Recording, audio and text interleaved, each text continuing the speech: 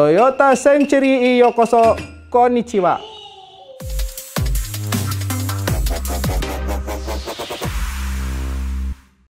Assalamualaikum. Kita berjumpa lagi di dalam episod Sembang Enggear bersama saya, Adi ataupun Abang Adi. Dan hari ini Adi nak ceritakan dengan korang tentang kereta Toyota yang sangat-sangat mahal.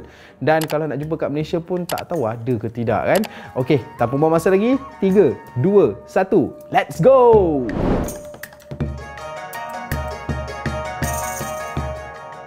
Sebagai jenama pasaran massa ataupun mainstream, setiap keluaran produk Toyota dibangunkan untuk bersaing dengan produk-produk dari jenama lain yang setaraf dengannya seperti Nissan, Honda, Mitsubishi dan sebagainya. Namun, tahukah anda, Toyota juga mempunyai sebuah model yang dikategorikan sebagai ultra mewah yang setanding dengan Rolls-Royce ataupun Mercedes Maybach. Dikenali sebagai Century, ia memang jarang didengari oleh orang lain berbanding dengan model-model arus perdana Toyota kerana kebanyakan daripadanya dijual dengan pasaran domestik Jepun untuk kegunaan maharaja, pegawai negeri dan diplomat sahaja. Tengok, bukan kaleng-kaleng tau. Pengeluarannya juga tidak banyak, iaitu sekitar 50 unit sebulan kerana sebahagian besar proses pemasangannya dibuat dengan tangan. Ini memang dah macam hypercar punya kelas lah. Memang pasang semua pakai tangan kan. Selotip, stapler. Century diperkenalkan buat kali pertama pada tahun 1967 sempena 100 tahun kelahiran Sakichi Toyoda, pengasas Toyota Industries. Dari situlah ia mendapat nama Century yang bermaksud abad. Yalah, 100 tahun, abad 10 tahun, dekad setahun, jagung. Setakat ini, hayat Century hanya mencecah 3 generasi walaupun ia sudah berada di pasaran selama 55 tahun. Dibina menggunakan platform Toyota Crown, iaitu kereta Jepun pertama yang dikuasakan oleh enjin V8 ataupun V8, Century generasi pertama memasuki pasaran 2 tahun selepas Nissan President dilancarkan. Ia tampil dengan enjin 3.0 liter ataupun 3 liter V8 dikenali sebagai 3V ketika itu dengan blok aluminium alloy yang menghasilkan 150 horsepower ataupun kuasa unicorn dan juga 235 Nm of torque. 6 tahun selepas ia mula dijual, Century diberikan naik taraf dalam bentuk enjin 3.4 liter V8 baru, codename 4V, betul lah 4, serta pelbagai ciri kemudahan seperti penghawa dingin, kunci elektromagnetik dan juga brake cakra ataupun brake disc lah. Brake cakra bunyi macam cakrahan lah, bagi menjadikan ia lebih mewah dan juga praktikal. Kemudian sekitar pertengahan 80-an, pengeluaran Century terpaksa dipertingkatkan ekoran gelembung ekonomi Jepun yang menyaksikan pertumbuhan golongan kaya secara mendadak. Tiba-tiba orang FF tumbuh daripada tanah keluar. Tidak cukup dengan itu, Toyota juga turut memenuhi permintaan pelanggan mereka dengan menawarkan versi lebih panjang yang dikenali sebagai Century Limousine pada tahun 1989. Berukuran 2 kaki lebih panjang daripada standard Century, Century Limousine dibangunkan khusus bagi pesaing kepada Rolls-Royce Silver Spirit yang dilihat sebagai kemuncak kemewahan ketika itu.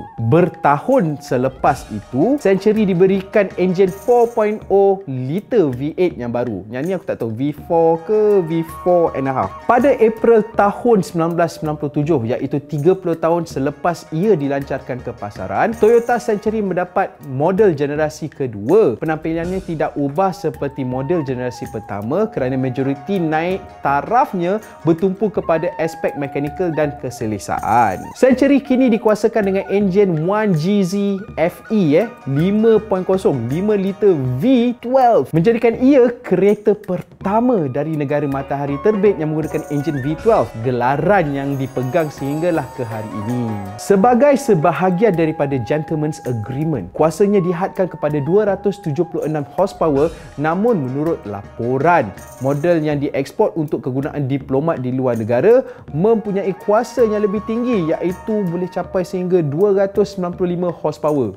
Tetapi prestasi bukanlah fokus utama Toyota ketika membangunkan model generasi kedua ini. Bagi yang meningkatkan lagi aspek keselesaan dan kemewahan, Toyota memasang kerusi dengan fungsi urut yang boleh dibaringkan dan juga pintu soft close yang boleh menutup perlahan-lahan secara automatik bagi mengurangkan bunyi bising. Korang bayangkan kau naik kereta ni dah tutup pelan-pelan, korang sakit perut. Aku tak tahu jadi. Okey, seterusnya pada Oktober 2017, Toyota memperkenalkan Century generasi ketiga yang jauh lebih moden dari segi mekanikal dan juga kefungsian. Walaupun reka bentuk luarannya tidak banyak berubah, enjin V12 sebelum ini digantikan dengan enjin 2URFE 5.0 V8 yang digandingkan dalam sistem pacuan elektrik. Enjin ini juga boleh didapati pada model Lexus LS600H. Bukan itu saja, sistem suspensi juga dinaik taraf. Suspension dia lah dia gunakan double wishbone. Dah boleh pergi rally.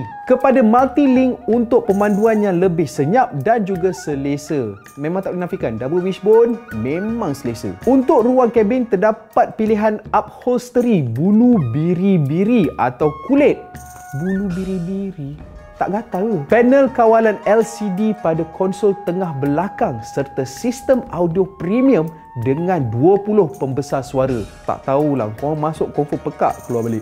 Tidak seperti model keluaran Toyota yang lain, setiap unit Century dipasang oleh sebilangan kecil juru teknik berkemahiran tinggi di sebuah ruang khas di kilang Hagashi Fuji. Kira macam Mercedes lah, one man one engine kan, tapi yang ni satu kereta. So dia perlukan beberapa orang untuk pasang kereta tu. Ia bukanlah satu kerja yang mudah kerana pemasangannya memerlukan tahap konsentrasi dan ketelitian yang tinggi. Maksudnya kalau kau tengah pasang, mata kau macam ni, tak masuk sebab konsentrasi terlalu tinggi. Sebagai contoh, jarak antara panel badan perlu konsisten. Manakala proses mengecat melibatkan 7 lapisan cat dan setiap lapisan perlu melalui proses wet sanding selama lebih 4 jam. Malah logo Fuschico yang dilekatkan pada grill tu mengambil masa selama 6 minggu untuk disiapkan. Myvi, tenyeh je, 1 minute done. Oleh itu tidak hairanlah jika harga Century ni boleh mencicah sehingga $180,000 bersamaan dengan RM761,000 satu unit tau. Okey, itulah cerita tentang kereta luxury yang datang daripada negara matahari terbit ni. 3 generasi je, dan aku rasa masih lagi ada lagi orang pakai dekat dalam dunia ni. Ada juga yang cuba untuk mengimport kereta ini masuk ke negara masing-masing. Okeylah, sebelum Adi pergi, kalau korang ada cerita yang lebih best ataupun ada info lebih tentang Toyota Century ni, korang boleh share kat dalam ruang komen, okey? Dan jangan lupa juga subscribe, tekan butang like dan juga notification button tu tolonglah on untuk tengok episod yang seterusnya daripada kami. Sehingga kita jumpa kembali. Okey? Assalamualaikum. Bye-bye.